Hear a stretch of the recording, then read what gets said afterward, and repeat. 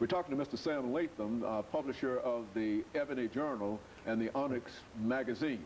And of course, Mr. Latham, when we left off, we were talking about some of the problems that occurred during the 1980s and the 90s. And so let's pick up there and allow you to expand upon some of those ideas. Well, Dr. Haney, I think that there's a tie-in, economics, politics, the whole works.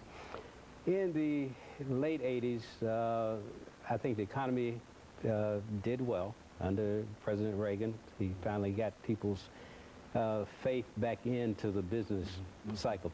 Consumer spending increased and a lot of new companies came online. That lasted until probably the mid-90s. There was really a sincere effort to be more affirmative in the city and I think in the country. People were looking for ways that they could partnership with African Americans in a lot of respects. So that was a good time. You had companies born like Access Med Plus, who went on to become a $600 million company, hired about 400 African American people to work for them. Then you had Phoenix Healthcare, Sam Howard, who also owned an FM radio station. So those companies flourished along with a lot of other companies in the world, in the city. You had Meharry, who at one time had about 1,800 employees. Something happened mid-90s, and I think it could tie back to Newt Gingrich and the conservative effort to do away with affirmative action, to do away with set-asides and some of the other things. And the climate. And all those things that they call. Yes.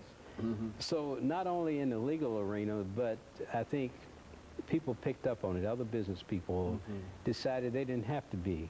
Then deregulation occurred, where there was little or no government control over businesses, over certain industries in business.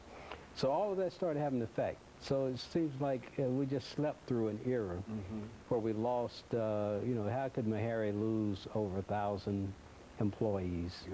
You know, their revenue base shrink. So it affected a lot.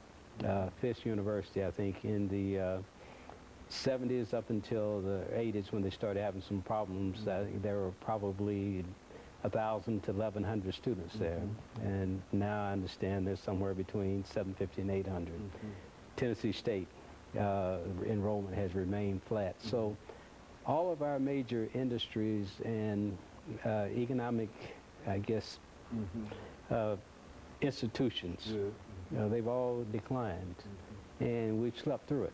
It's almost like nobody saw it coming, nobody talked about it. It just happened. So it's not unusual to see a company go out of business. It's almost like, okay, you know, they were here for a while. Almost naturally expected. Almost naturally expected. So I think what's needed now, you know, in terms of to try to get back, I believe that we have to have more faith in one another. Okay, good. Because there's no shortage of money in terms of a revenue base. If we looked at our natural market, that is, you know, we're black, look at the black market. After all, you know, Japanese Americans do a lot of business with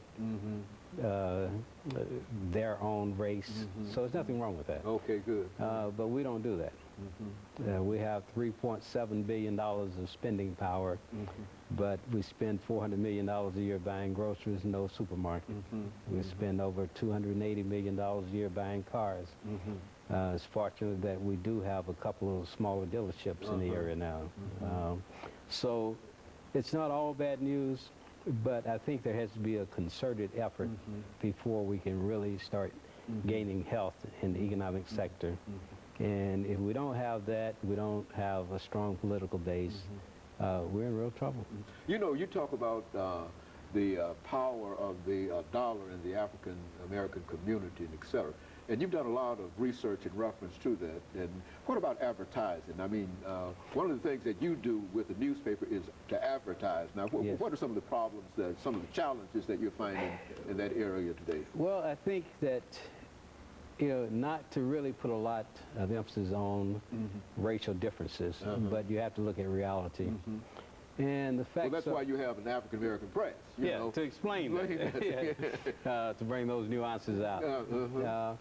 Is that, for instance, there are only 2 FM stations owned by African Americans now in the state of Tennessee, and both of those in West Tennessee.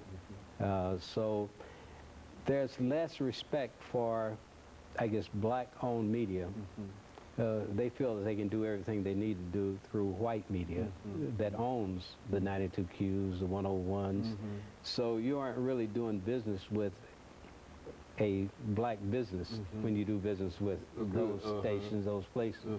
So they have come in and bought up the media, almost a monopoly, and raised the price.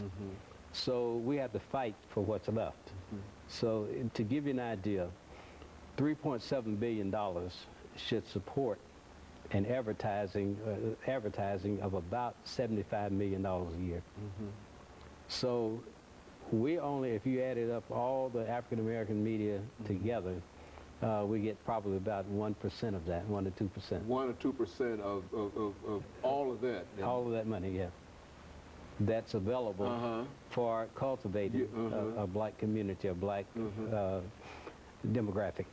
Now, that seems to be really, what's the problem there? I mean, it seems to me to be, on the face of it, it looks to be unfair. But well, that's a part of that deregulation.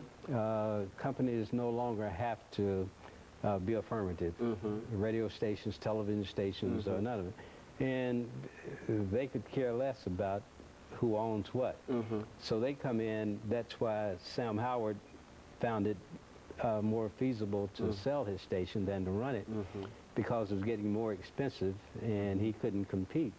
I think when he sold his radio station, it was doing about $4 million a year. Now they're probably doing about $15 million a year under the white ownership. So they can come in, promote, and eliminate competition and do that. So we have to really fight. Okay. For every dollar you get, you have to really. And that includes from black-owned businesses. And for the most part, your clientele really has gone somewhere else. It has been co-opted. Well, I don't think we see the value of doing business with each other right now. Okay, very good. And of course, we'll be back with our audience following this very, very short commercial break. I thought it's about time to break. But in a real sense, the last 20 seconds that we have here, I know, in a real sense, that's a problem when you talk about deregulation. Deregulation did not only affect the banks and all of those corporate entities, but it also had an impact upon what you were doing and what the African-American media was doing. Is that what we're saying? Yes, very much so. And of course, we're going to take our second commercial break, and when we come back, I want you to talk about that. Okay. And we'll be back with our audience following this very, very short commercial break. We talked to Mr.